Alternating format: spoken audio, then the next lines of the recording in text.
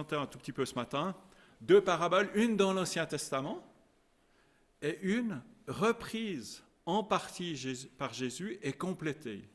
C'est deux paraboles sur la vigne, plutôt dans l'Ancien Testament, et sur la vigne et les vignerons dans le Nouveau Testament.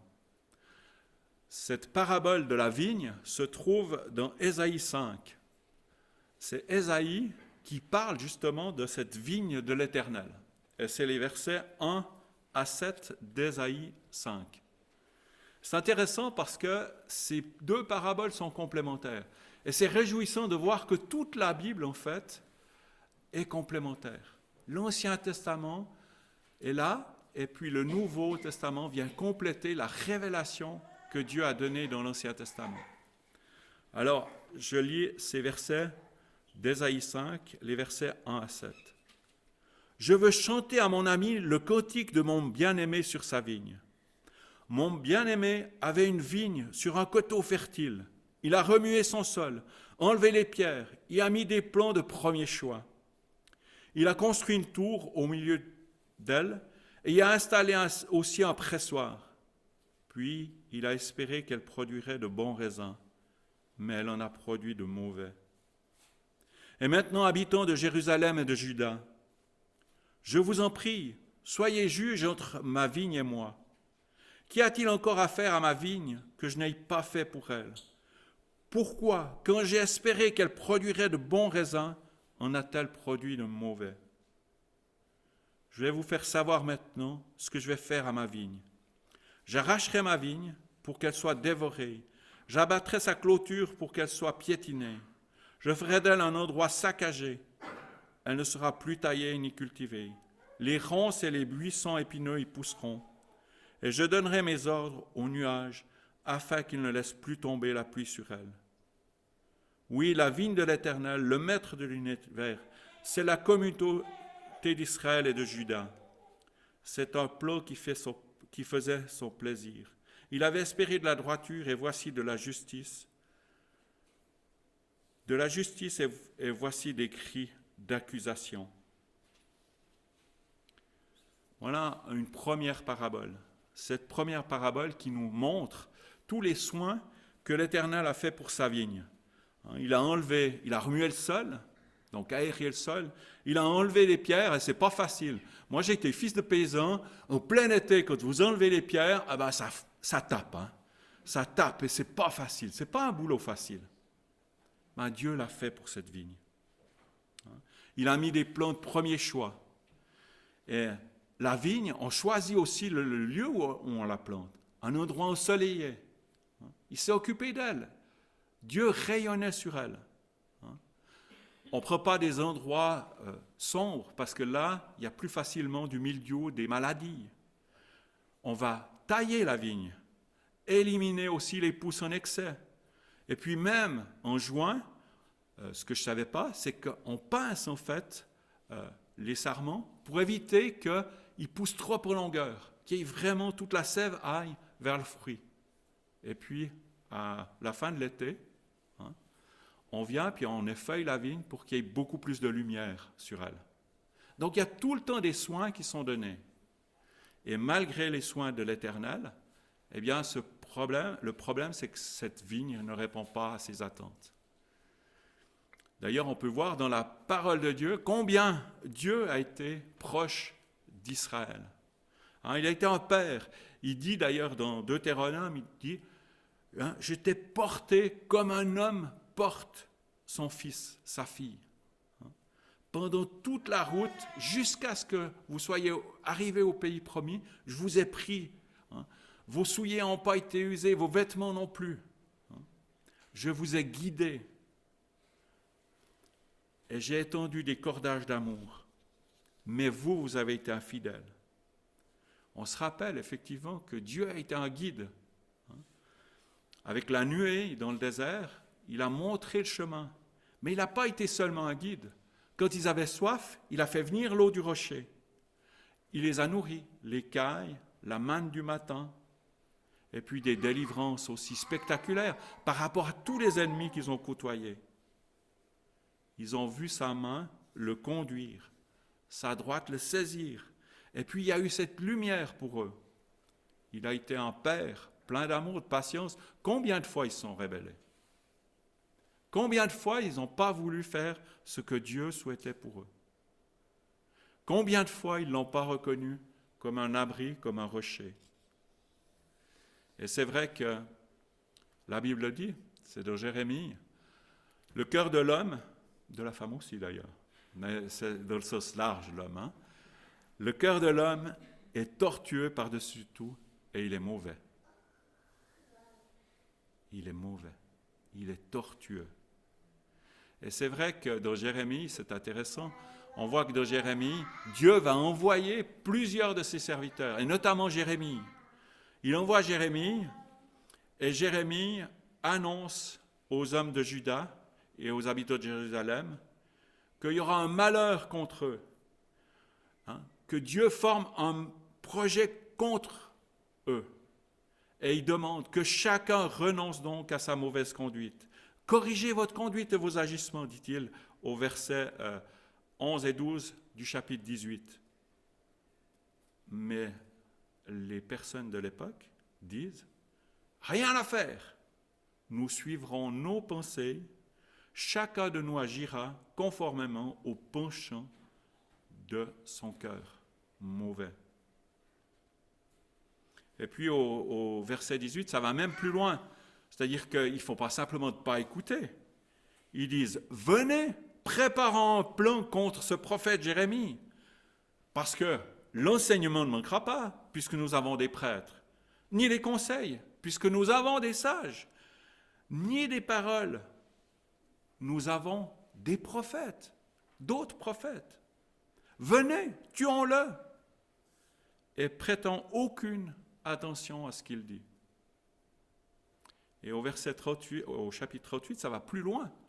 Hein? Ces mêmes personnes vont le jeter dans un puits. Hein? Et pourtant, Jérémie annonce toujours, il dit, celui qui restera dans cette ville mourra par l'épée, par la famine ou par la peste, mais celui qui sortira pour se rendre, eh bien celui-là aura sa vie comme butin. Mais là, ils disent, mais Jérémie, il est en train de nous trahir. Donc ces chefs vont trouver le roi de l'époque, qui était Sédécias, et ils lui disent, mais cet homme nous trahit, il doit être condamné à mort. Et le roi dit, il est à votre disposition. Le roi ne prend pas parti vraiment pour Jérémie. Il dit, il est à votre disposition. Hein? Il est à votre disposition pour son malheur. Et eux, ils vont le jeter dans un puits, hein, dans une citerne. Et cette citerne est pleine de boue, d'eau. Hein. Il y a un dépôt au fond, et ils se foncent comme ça. Et là, il y a un homme pourtant qui va intervenir. Un homme qui se dit, mais c'est vrai que Jérémie n'a aucune parole flatteuse, mais c'est un vrai prophète. Hein. Et il va trouver le roi, alors qu'il est étranger. Il va trouver le roi courageusement, puis il va lui dire que cet homme, Jérémie, va mourir d'une mort certaine. Il plaide la cause de Jérémie et il organise le sauvetage. Et il met les moyens. Il demande des cordes, mais il ne fait pas que demander des cordes. Et on voit là toute l'attention de cet étranger qui, finalement, a conscience qu'il y a une injustice, il y a quelque chose qui ne joue pas. Et il va prendre des chiffons aussi. Et il va balancer ces chiffons à Jérémie pour lui demander de mettre ces chiffons autour de son corps et puis ensuite de mettre la corde pour le retirer. Si là, il y avait eu simplement la corde, il aurait été complètement blessé et marqué. Et on voit toute la tension que cet étranger, cet Éthiopien, Ebed-Melech, va prendre pour vraiment sortir Jérémie de cette situation-là. Et Jérémie va rester après dans la cour de la prison. Et on voit que tous les prophètes, ou de nombreux prophètes, ont été soit tués, en tout cas pas écoutés par le peuple de Dieu. Il y a un jugement de Dieu. Et il est prononcé par Jésus quand Jésus dit dans l'Évangile, « Ah, Jérusalem, Jérusalem, toi qui fais mourir les prophètes et qui tues à coups de pierre ceux que Dieu t'envoie. Combien de fois j'ai voulu rassembler tes habitants auprès de moi, comme une poule rassemble ses poussins sous ses ailes, mais tu ne l'as pas voulu. » Malgré les nombreux appels que Dieu a eus pour Israël, Israël infidèle ne se repent pas. Et je me suis posé la question, qu'en est-il de moi? Qu'en est-il de nous? Quelle est ma relation avec Dieu? Quelle est mon écoute de sa voix? C'est vrai que Dieu nous parle tantôt d'une manière, tantôt d'une autre, mais est-ce qu'on le voit? Est-ce qu'on l'accueille? Est-ce qu'on voit ce qu'il fait? Est-ce qu'on voit sa bonté? Puis maintenant, j'aimerais vous lire alors la deuxième parabole. La deuxième parabole qui est dans Marc 12. Marc 12, les versets 1 à 12. C'est Jésus qui reprend au fond cette parabole d'Ésaïe et puis qui la complète. Il donne la suite en fait. Il attire l'attention sur certains éléments. Marc 12, les versets 1 à 12. Jésus se mit ensuite à leur parler en parabole. Un homme planta une vigne, il l'entoura d'une haie, creusa un pressoir et construisit une tour. Puis il la loua à des vignerons et quitta le pays. C'est là qu'il y a la différence. Mais au début, c'est la même chose. Hein? Il plante une vigne, il entoure d'une haie. On a vu que l'Éternel, dans l'Ancien Testament, dit je vais enlever la haie et puis je délaisserai complètement cette vigne. Et puis on voit qu'il y a aussi le fait d'avoir un pressoir, d'avoir une tour, un pressoir pour la récolte, une tour pour veiller au fond à ce que cette vigne ne soit pas saccagée. Donc on voit que c'est exactement le même début. Donc l'homme entoura d'une haie sa vigne, creusa un pressoir et construisit une tour. Puis il la loua à des vignerons et quitta le pays. Le moment venu, il envoya un serviteur vers les vignerons pour recevoir d'eux une part de récolte de la vigne. Ils s'emparèrent de lui, le battirent et le renvoyèrent les mains vides. Il envoya de nouveau vers eux un autre serviteur. Ils lui jetèrent des pierres, le frappèrent à la tête et l'insultèrent. Il en envoya un troisième et le tuèrent, puis beaucoup d'autres, qu'ils battirent ou tuèrent. Il avait encore un fils bien-aimé. Il l'envoya vers eux un dernier, disant, « Ils auront du respect pour mon fils. » Mais ces vignerons dirent entre eux, « Voilà l'héritier, venez, tuons-le, et l'héritage sera à nous. » Et ils s'emparèrent de lui, le tuèrent et le jetèrent hors de la vigne. Que fera donc le maître de la vigne? Il viendra, fera mourir les vignerons et donnera la vigne à d'autres. N'avez-vous pas lu cette parole de l'Écriture? La pierre qu'ont rejetée ceux qui construisaient est devenue la pierre angulaire. C'est l'œuvre du Seigneur et c'est un prodige à nos yeux. Ils cherchaient à l'arrêter, mais ils redoutaient les réactions de la foule. Ils avaient compris que c'était pour eux que Jésus avait dit cette parabole, et ils le laissèrent alors et s'en allèrent. Là, on voit que dans cette parabole, Dieu rappelle les soins qu'il a eus pour sa vigne, mais il parle aussi de la responsabilité des chefs religieux et des chefs du peuple et leur attitude. Et enfin, il parle du fils bien-aimé, trahi et exécuté. Donc on voit que Jésus va plus loin que dans la première parabole. Il annonce aussi ce fils bien-aimé qui va être trahi. Et puis, il annonce aussi le jugement des vignerons, mais pas seulement, aussi la grâce. Parce qu'il y a à la fois le jugement, mais il y a la grâce. Là, les responsables et prêtres connaissent bien les Écritures. Hein? Ils savent qu'il y a de nombreux prophètes qui ont effectivement été tués, rejetés, et que l'homme ne veut pas de Dieu, et que Dieu va envoyer encore son Fils bien-aimé. Et ils ont compris que, en fait, c'est de eux qu'il s'agissait.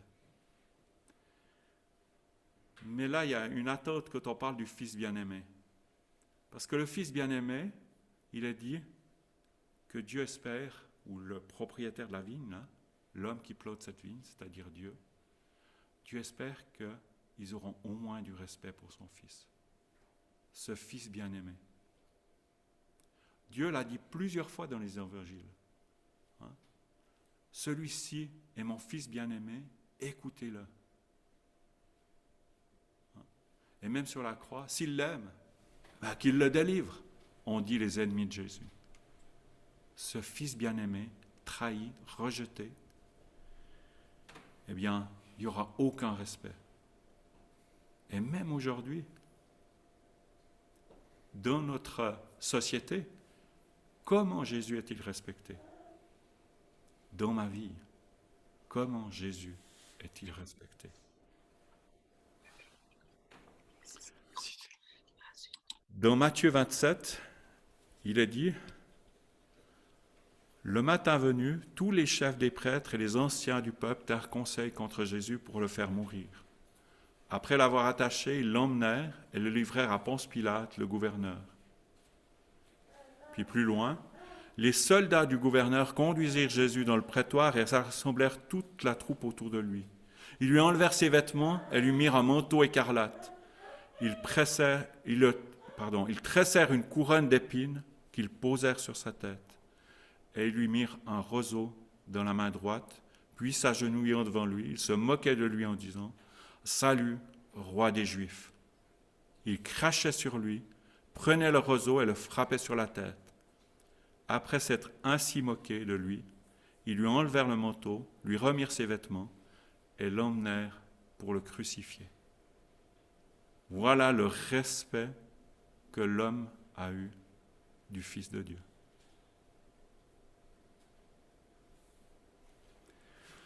Et maintenant, venons-en à la fin de cette parabole, à la question maintenant, lorsque le maître de la vigne viendra, que fera-t-il à ces vignerons? Et là, on ne le voit pas dans Marc, mais on le voit dans Matthieu.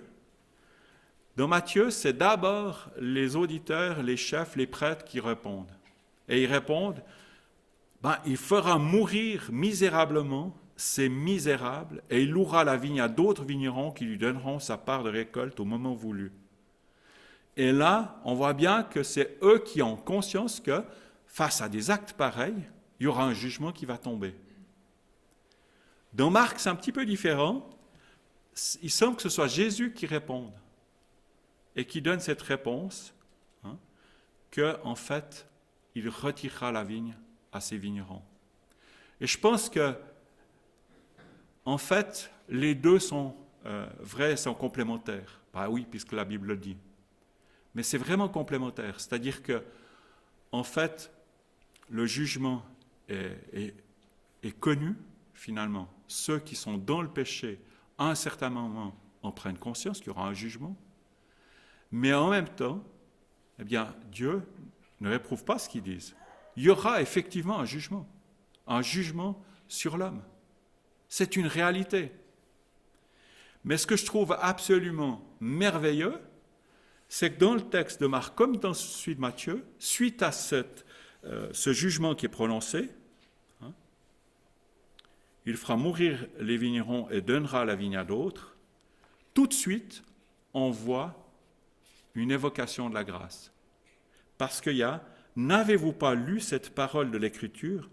La pierre qu'ont rejetée ceux qui construisaient est devenue la pierre angulaire. C'est l'œuvre du Seigneur et c'est un prodige à nos yeux. » Tout de suite, il est parlé de la pierre angulaire, de Christ qui est cette pierre sur laquelle est fondé notre salut. Il est dit dans la parole, il n'y a de salut en aucun autre, car il y a sous le ciel aucun autre nom qui a été donné parmi les hommes par lequel nous devions être sauvés. C'est Actes 4.12. Et c'est vrai qu'il y a cette perspective tout de suite dans cette parabole. Jugement, mais aussi salut possible avec cette pierre angulaire. D'ailleurs, c'est Pierre qui va en parler de cette pierre angulaire. Dans l'épître de Pierre, au chapitre 2, il est dit « Approchez-vous de Christ, la pierre vivante rejetée par les hommes, mais choisie et précieuse devant Dieu. Et vous-même, en tant que pierre vivante, laissez-vous édifier pour former une maison spirituelle, un groupe de prêtres saints, afin d'offrir des sacrifices spirituels que Dieu peut accepter par Jésus-Christ. En effet, il est dit dans l'Écriture, « Je mets dans Sion une pierre angulaire, choisie, précieuse. Celui qui croit en elle n'en aura jamais honte. Elle est donc précieuse pour vous qui croyez. Quant à ceux qui désobéissent, la pierre rejetée par ceux qui construisaient est devenue la pierre angulaire. Elle est aussi une pierre qui fait obstacle, un rocher propre à faire trébucher. Ils s'y heurtent parce qu'ils désobéissent à la parole, et c'est à cela qu'ils ont été destinés. Vous, au contraire, vous êtes un peuple choisi, des prêtres royaux, une nation sainte, un peuple racheté afin de proclamer les louanges de celui qui vous a appelé des ténèbres à sa merveilleuse lumière. Vous qui autrefois n'étiez pas un peuple, vous êtes maintenant le peuple de Dieu. Vous qui n'avez pas obtenu compassion, vous avez maintenant obtenu compassion.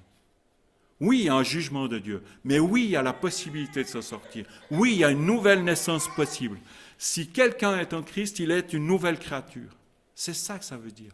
Cette pierre, on peut l'accepter, on peut la poser comme étant celle du fondement de notre foi. Et alors, à ce moment-là, les choses anciennes sont passées et toutes choses sont devenues nouvelles. Donc, il y a de nouvelles perspectives. Pourquoi des nouvelles perspectives ? Parce qu'on est réconcilié avec Dieu. Parce que notre injustice ne nous est pas imputée, notre péché est complètement lavé.